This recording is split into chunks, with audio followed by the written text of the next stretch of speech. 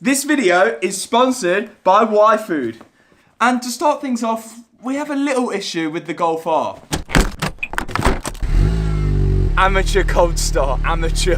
Now on the last video on the Golf, we fitted bigger alloys, 19-inch alloys, and it already had coilovers fitted to the car. I fitted them in the video before that video, and I thought it fitted perfect, it looked perfect, but after a while, it's been doing this.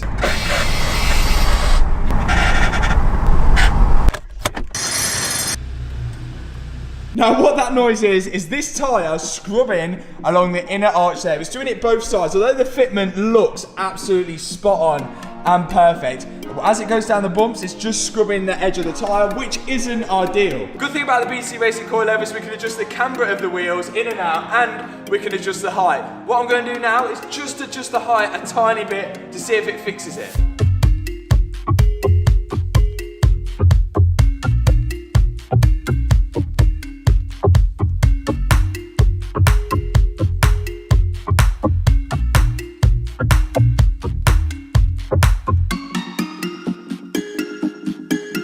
Okay, that seems, well, it looks like it could have done the job. We now have got a little arch gap and a little room for the wheel. What about this side?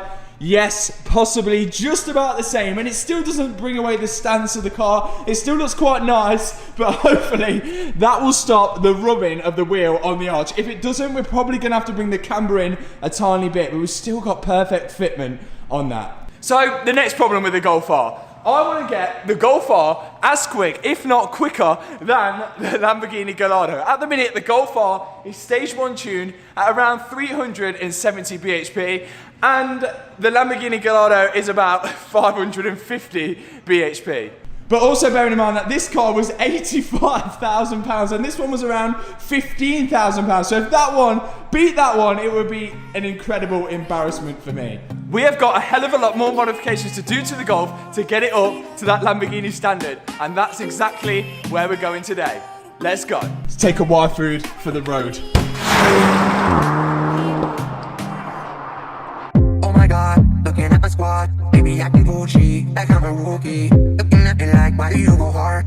Goddamn, I'm on a cruise ship. I do whatever that I want. And we have came to Awesome GTI. You don't even know, but baby, that's just how we are. So Awesome GTI, up here in Manchester, a massive Volkswagen Audi parts dealership and tuning specialist. And they've been watching the Golf build and they've agreed to help us guys out, help us get this Golf as quick as the Lamborghini. But right now we are stage 1 tuned, we've hit the limit, there's no further we can push this car without getting parts, and that is why we're here. So it's time to go shopping.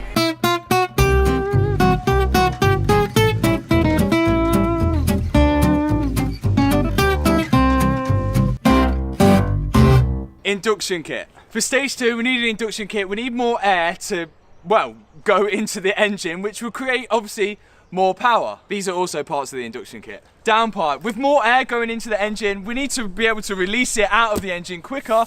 That's why we've got a Scorpion downpipe. And finally, an intercooler. With more air and more power becomes more heat, which is why we need an intercooler to, well, cool it all down.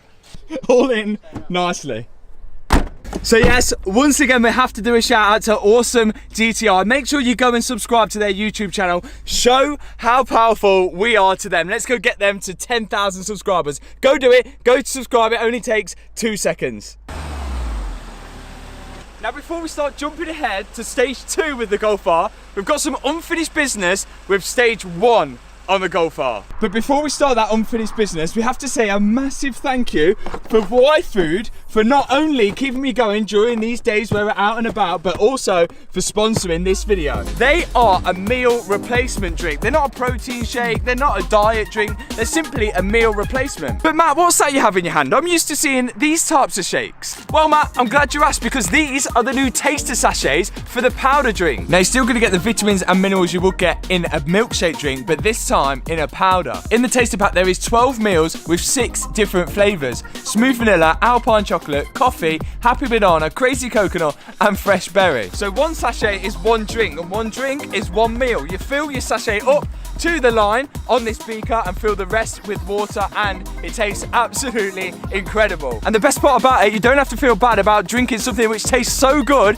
because it is really good for you. So to grab a Waifu taster pack today, click the link in the description box below, and with help from this little banner here, you're going to save yourself a nice bit of money with my discount code. Trust me, if you're on the go like me, these are so perfect for you. Right, we've got unfinished business.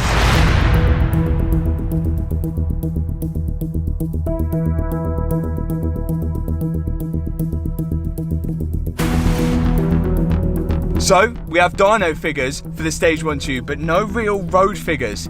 So, it'd be interesting to see what this does 0 to 60 time in. Okay, so according to a quick Google search, we can do 0 to 60 in 4.9 seconds. That is stock. We have a stage 1 tune, but obviously Volkswagen would have done this in the most perfect conditions possible to get that figure. We just have a private road in Leicester.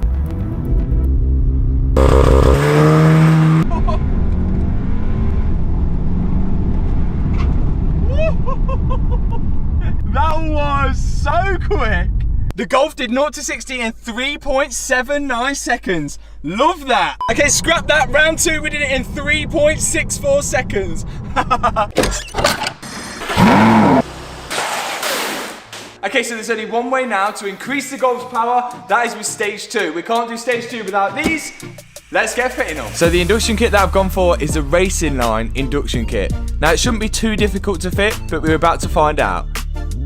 First we're going to remove the old original plastic hose, then all the air intake and the standard airbox. Now there's a plastic pipe which connects to the turbo, then to the induction kit. The standard one's quite restrictive, so we've replaced it with the Racing Line turbo elbow. Then the Racing Line silicone hose will go in place of the plastic one. This is a lot smoother on the inside, so it will aid that airflow. And finally, the foam filter, which is a lot bigger than the standard air filter.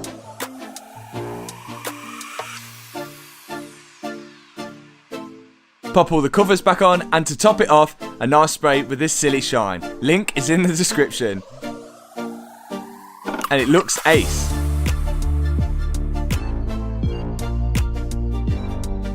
Okay, induction kit on. Next up, intercooler. Oh my days, that is huge. So the intercooler, as you're about to see, takes a lot longer to fit. The grille has to come off, the bumper has to come off, so we can access the intercooler at the front of the car.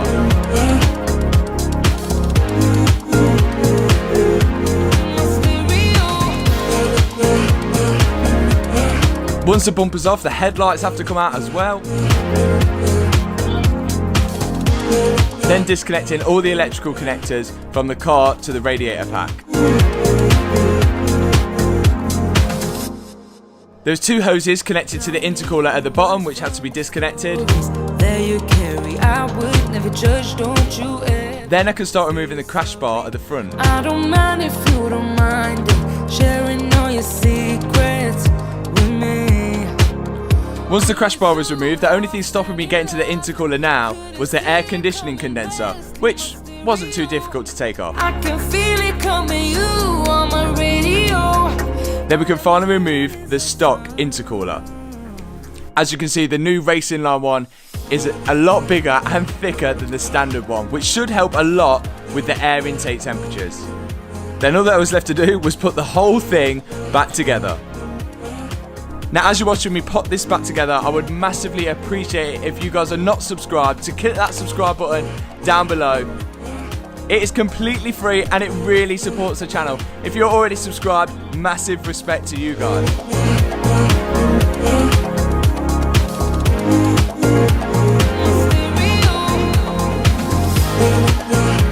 And also back in stock on my website is the MA 37-piece toolkit. The new guys may not know exactly what this is, but it's basically my way of getting new people out there on the tools, on their cars, and it's a great place to start. The MA 37-piece toolkit, the link is in the description. Okay, intercooler on. Next step, downpipe. Come on. Here we go. This is where it's gonna get real. I think this is gonna be a lot of fun. Kind of. So the downpipe that I've gone for is a Scorpion downpipe. It's 3 inches, so it's much wider than the standard downpipe. This was actually so painful and long-winded to remove. There was barely any room to work at the back of the engine.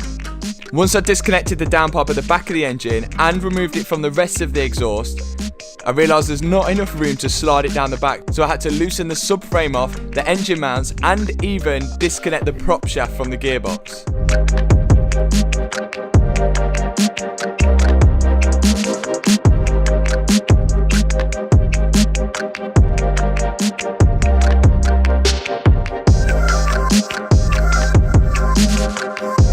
This gave me just enough room to wiggle it and get it out, but it definitely wasn't easy.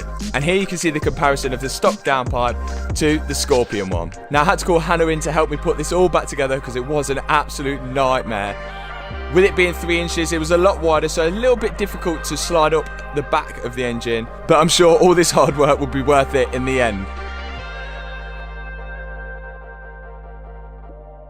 And was finally getting to the final stages where I was tightening it back onto the original exhaust and Hannah was tightening up the exhaust mounts.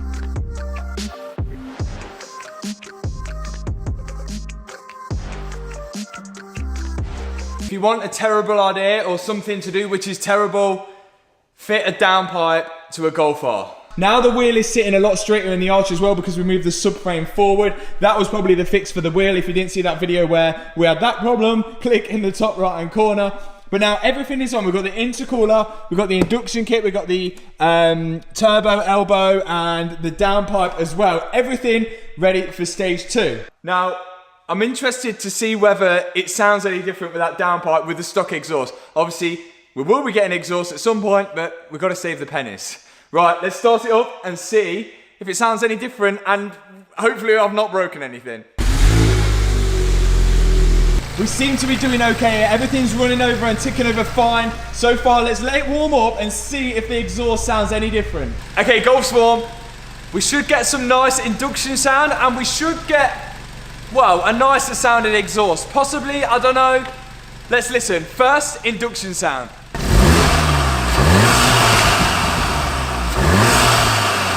Definitely sounds better. Next up, exhaust.